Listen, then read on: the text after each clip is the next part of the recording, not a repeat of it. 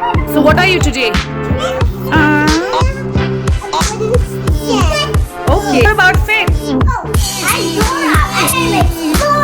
You're a baby today? Okay. What about this boy? Who is this boy? What are you today? You're a Spider-Man?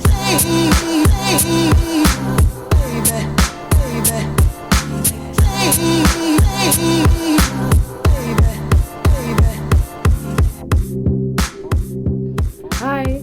So today we'll be talking about feeling insignificant, and most of us have felt insignificant at some point of our lives. And then how do we gain confidence? Now I will walk you through the areas that I felt insignificant in, and maybe you must have felt insignificant in other areas.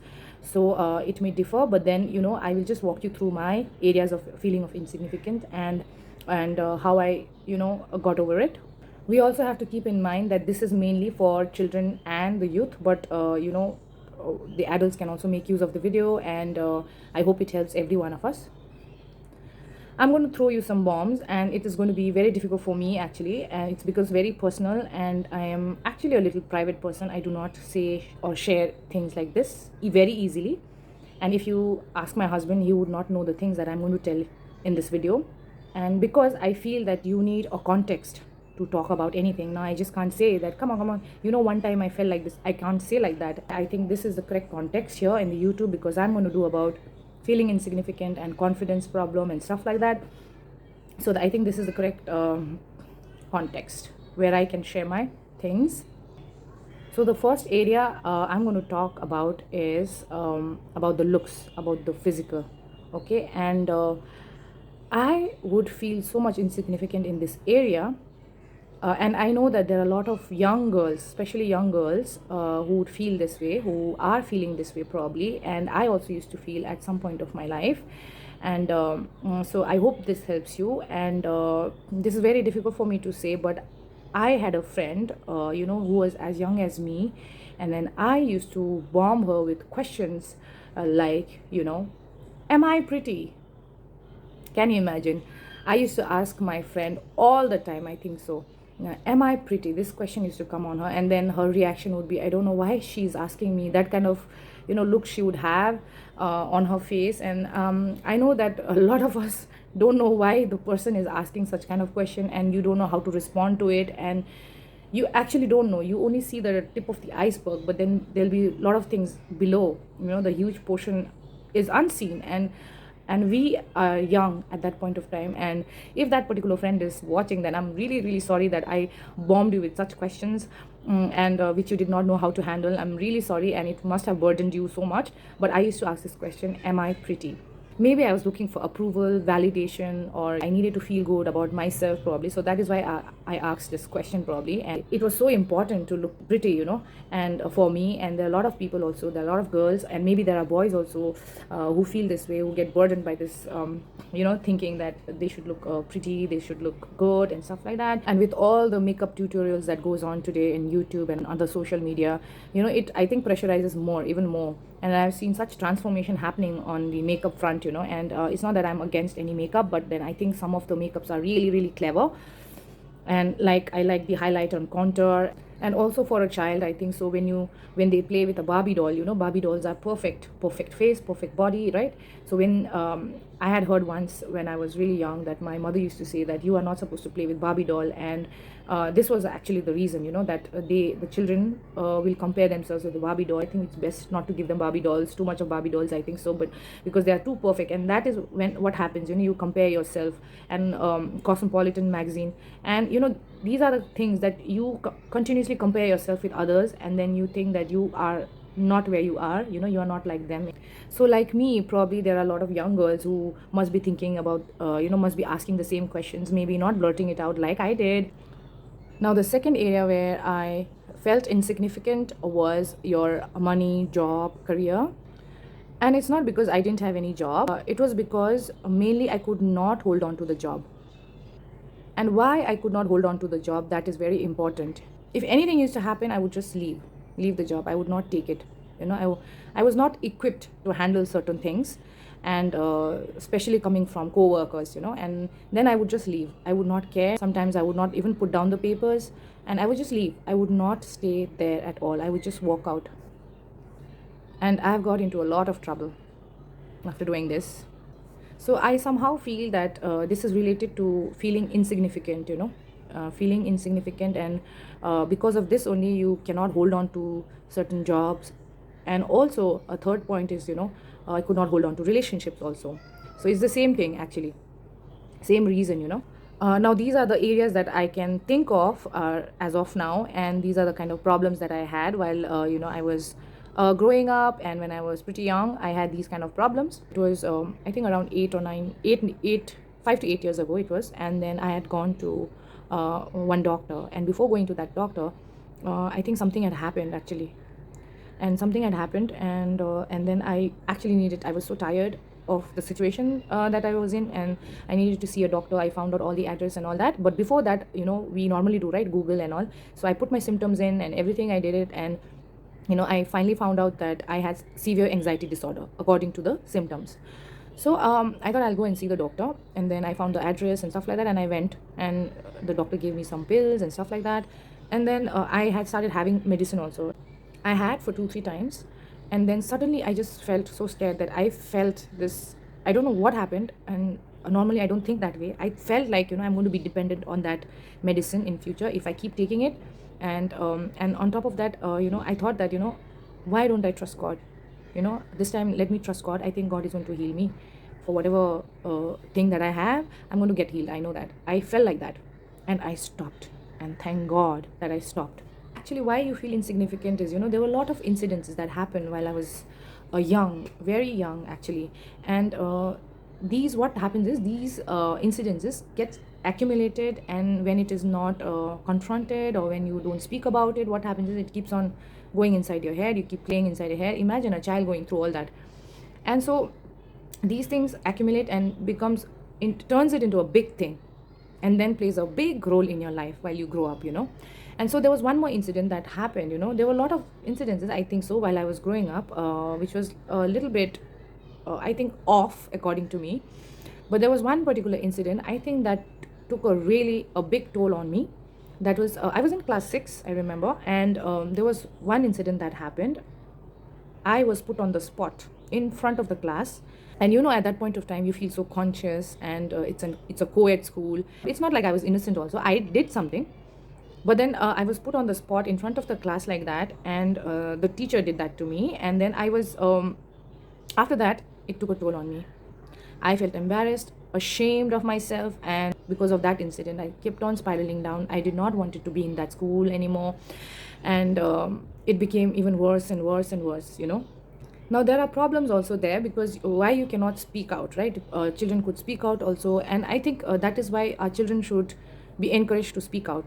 And and plus what happens is, when you see a little bit strange or a weird kid, or somebody who's weird, what is the first instance a person will do? That person will run away. That person will run away, that too crap style, whatever style. They will run away. They will not like to stay there and ask you, and what's your problem, how can I help you? Nobody will ask you. This is my experience. I have survived this, and so I'm telling you, nobody will do that. The first instance, the first thing that they will think to do is run away. Because mostly what happens is, they are as young as you, first of all, and plus they do not know how to handle it. They do not have that inside them. They are not equipped themselves how to deal with it. So obviously that's the first thing that they will do. And also the adults will also run away, or they will not acknowledge the problem, because they themselves are ignorant. They will not know how to deal with it, or they have not heard about it, or something like that. So that's why it remains unclear, and it plays a big role in a child's life, and it does not get cleared up. And because there's no confrontation, there's no speaking up, there is no talking about it, and it stays inside the child, and then the child grows up, and then the problem multiplies, because the previous ones have not been confronted. And I also did not speak about it, because I also thought that it's kind of weird to talk about it. I thought like that. So it was not normalized. And I don't know how normalized it is as of now, but then we see people talking about it. So I hope, that people talk more about their issues, and the children also, they are encouraged to talk whatever is happening, and also the youths also, they confront and they talk about their issues as well, and that will help. Talking will help, because otherwise nobody can read minds. As we know that nobody can read minds, and a lot of times we ourselves are ignorant about certain things, and we don't know how to deal with it. So that is why people run away. So there's no one to be blamed, actually. And somehow I survived this, and I feel so happy and so blessed that I survived from this. And then that is why I wanted to talk about it, so that I think it may help somebody. And so while I was not able to hold on to jobs and keep my jobs, and there were people who would be ruthless, and would say that you cannot hold on to job or something like that.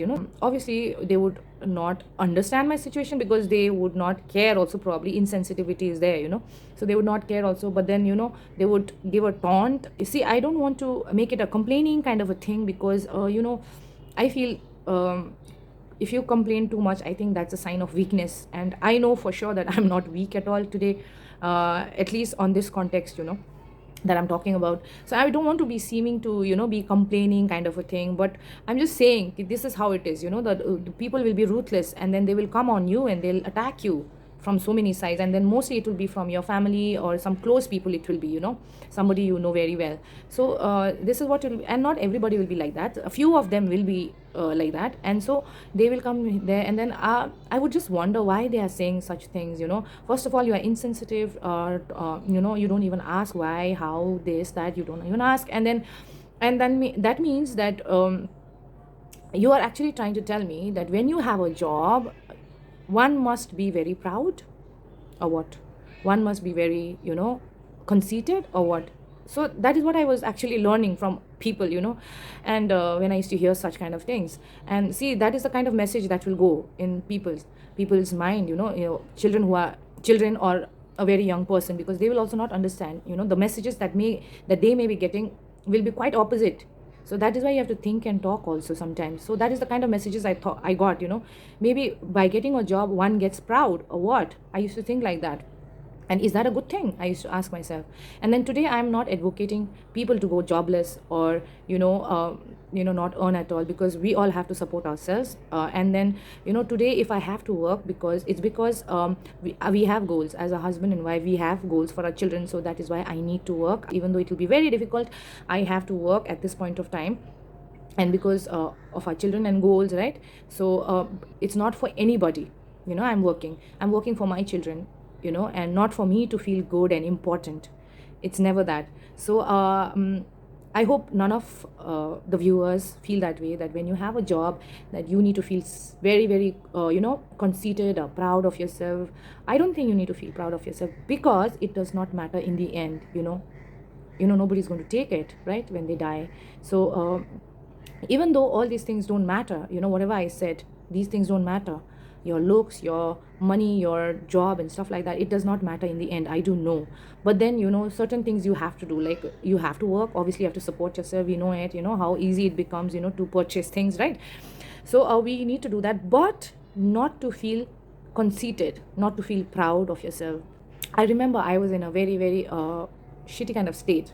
Okay, and then I had to make changes. I was very tired of my situation, and I needed to break away from that situation, and I was just tired of it. And so I decided to come to God's side. Okay, now we have to remember that God is always there, stretching his arms right in front of us. He's doing like this. Okay, he's always doing it to each and every one of us. Don't think that Jesus or God is for some Christians. Don't think like that. It is for everybody. He loves everybody, right? Jesus loves you, you must have heard. So it's not talking about some Christians only. It's talking about everybody in this whole world. Okay, so he's already outstretched his arms like this. And then it depends on us whether we want to give our hands. So now with that shitty kind of state of mind, I came to God, and then I thought that, okay, this is my last straw, and I just surrendered, and now I'm going to learn whatever needs to be learned. At first, I did not know, obviously, when I came to Christ, and that is why I always say, I emphasize on grace. First, you have to learn about grace, because if you don't learn about grace, what you will do is you will try to get things right. and you cannot get things right on your own. You will try to validate yourself in front of God, and you'll do all sort of things, and you will also stop doing a lot of things because you think God does not like it and all. But then what happens is you'll spiral back again, because that's not how it works. That's not how it works. So always remember to, if you happen to turn towards God, and then you want to learn more about God, then you have to learn about grace first. Grace is nothing but unmerited favor that God has on you. You do not deserve, I do not deserve it, but He gives you. You can look into the Google also what is grace, and there are a lot of who has championed on grace, according to me, is this pastor called as Joseph Prince. Okay. And you can look into his video, and I have learned a lot from him. Okay. And for the grace revolution, I have to give it to him. I learned a lot from him. So you learn about grace, and you will come to know that it doesn't matter, nothing really matters to him. And it's just your trust, how much you trust him. That's all that matters. And so feeling insignificant that I had today, I do not have it. I do not have it. You can look at me. I'm coming on this channel with my gray hair, and with no makeup. And so how can a person do like that? How can somebody who thinks like that, is so look centric, how can a person like that be makeup free and also gray hair, right? So that is one. You can already see it. It's right in front of you. And then about the jobs and money and career and status and stuff like that, if I get a job today, if I do a work today, it's for my children, and not to feel significant in front of anybody's eyes. I mean, what can I say more about it? It's just ridiculous. If you want to feel significant, if you want to feel so conceited, if just because of a job, because in the end you don't take anything away with you when you die, right? And yes, you can leave for your children, I know that, and for them you can do it. You can have some kind of wealth for them, I know that. But then we don't have to be crazy about it. That's what it is. He doesn't want you to be poor. He doesn't want you to be sad kind of a person. But what he doesn't want you to do is go crazy about anything. It's not like he doesn't want you to wear clothes and wear torn and tattered or something, or like look sad. He doesn't want. But then he doesn't want you to go crazy about anything. If you have a makeup on, that's all right. If you don't have a makeup on also, that's all right. There are times when you don't want to do your makeup. There are times when you want to walk just like that. Yeah. So you shouldn't be crazy about anything. It's the same thing with money, your status and your career and your stuff like that. It should be of your help. You should use these things should not use you. And when it uses you, that's when it plays in your mind, and then you think all sort of things, all wrong. Those are all wrong. The school that my daughter goes to is like, I don't know, there are most of the parents are really rich, okay, and some even have house managers in their house. So what happened was, one day, one of the parent must have seen us coming from the bus, and then this parent, in front of everybody, she started asking me, "Hey, you come by bus?" like that. Everybody were like startled, and they looked at me like as if bus is something I don't know what. So they looked at me like that, and then I just said, "Yeah, we love bus ride. My daughter loves bus ride. I love bus ride, and we are quite on the top, and when you sit on the bus, and you can see everything quite clearly, and then you can see this whole city, and it takes a good 40 to 45 minutes to reach our school." And back then, when we used to live in our old house, and you get a good view, and then you have a good nice ride, and then and why not, if you have a direct bus route from your school to your home, why wouldn't you take a bus, and why would I take Uber? Now you tell me, right? So it's all right.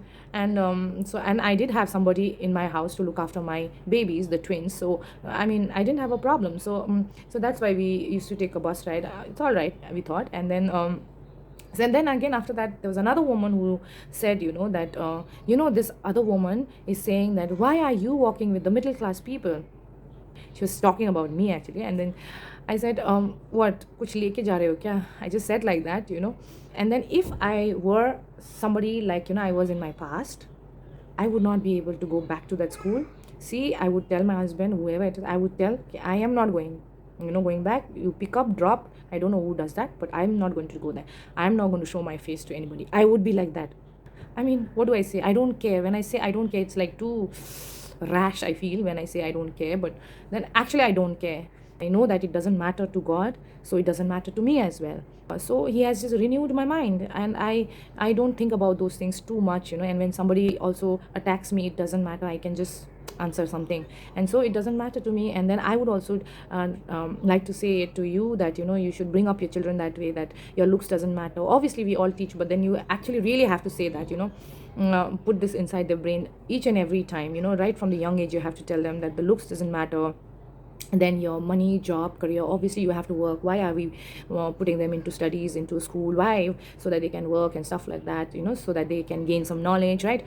So we have to do that. But then when you achieve something in your life, at that point of time, do not be conceited, okay? And then also do not be jobless, because you have to support yourself, right? Even if you don't get there, you shouldn't feel like, as if you are the worst person in this whole life. Maybe people will make you feel that way. I'm sure there will be people who will make you feel that way, but then you should tell your children the right kind of knowledge. You should give them, this kind of knowledge based on the Bible. The Bible says that, it should not matter. They should do it, but they should not go crazy about something, like in jobs. Like you can see people pulling each other's legs and to climb up, right? So that kind of thing should not happen. That is craziness, right? That is like you don't see anything else other than your own achievement and other than your own success. You want to be successful so badly. So that's the thing. Today I do not have much subscribers, but then I feel, I still feel happy. I don't know, and I still feel confident, and I still feel that I know that it must be helping somebody, if not many. I just feel like that, and I will keep producing my stuff, okay, till I have my topics. And then even if I don't have, I will think of something interesting. And in my past videos I've already talked about relationship, and how what God says about true love. Now true love always lies in God. So these are the areas that God has worked in my life. Now there'll be many areas, right? And so I cannot think of things. So we can make a video when I think of those things. So these are the things that God has worked on my life, and then these are the things that other people may also have problem. And right from the young age, you can just teach your children. Or if a young person is watching this, please do not feel inferior about your looks, about your money, job, career, about your status and stuff like that, and your relationships and stuff like that. Because if you look into God, you will get the right perspective. You will get exactly the kind of perspective you need to have about these things, and nobody else will show you these kind of perspectives other than God, other than the Bible, okay? And you get yourself a good teacher. But I told you about grace. You can take Joseph Prince, okay? So so when you get this thing, it will not matter to you. You will just have peace in your heart, peace in your mind, and you will be at peace with yourself and with other people around you. And it doesn't mean that they will stop taunting you, okay? It will not stop, all right? A lot of times people will not stop taunting you, but you know how to deal with them. You know how to deal with those words, okay? And you'll be a little better. I'm a little better than I used to be. I'll just say something in a light mode. That's the thing. You'll be on a light mode because it's not worth it fighting and arguing about stupid things. So please help your children, help your youth, okay? And that's all I have to say. Thank you so much for your time, for watching this.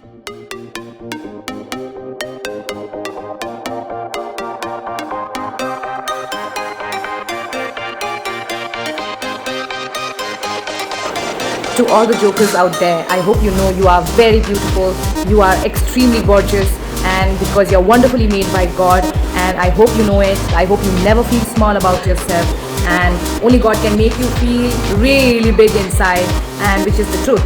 And at the same time will make you humble too, so that way you will not have your inner turmoil just like the joker does. So I hope you know that, and I hope you realize that.